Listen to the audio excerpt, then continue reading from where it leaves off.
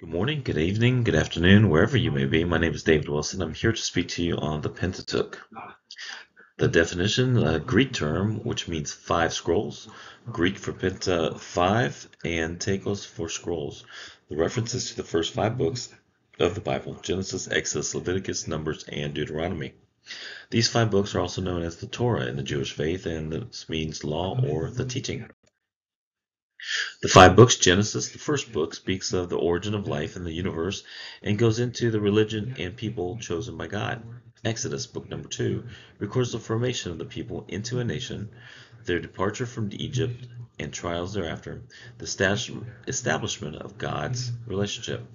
Leviticus, the third book, shows various ways in which this relationship was maintained, the establishment of laws for the people.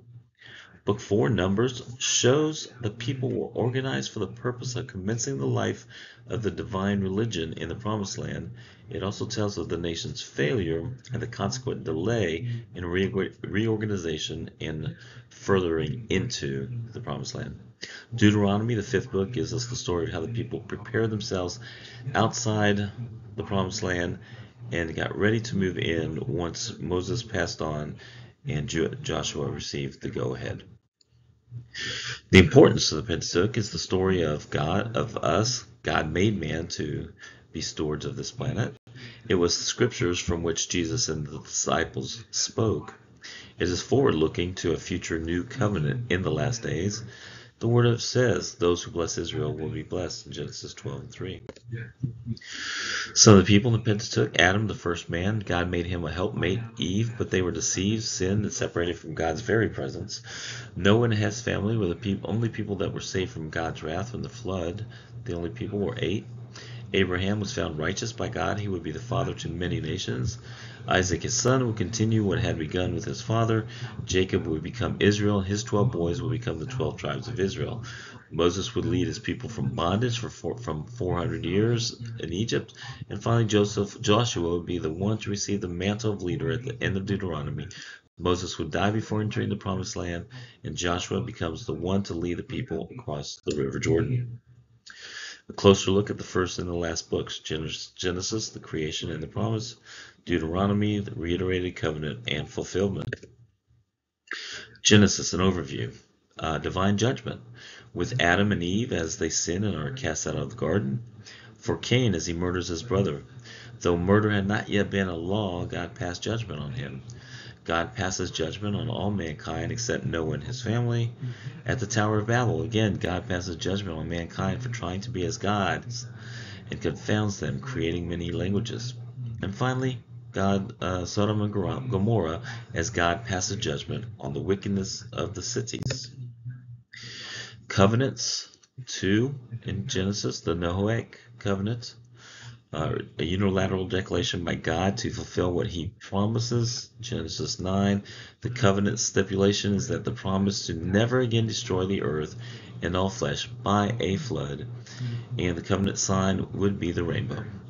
The Abrahamic covenant, there are a few listed here. I'll just briefly give a couple. That Abraham's name shall be great, and that a great nation will come from Abraham. That to Abraham and descendants the land of Canaan shall be given as an everlasting inheritance, and that Abraham would be the father of many nations, and that God would be the God of Abraham and his seed.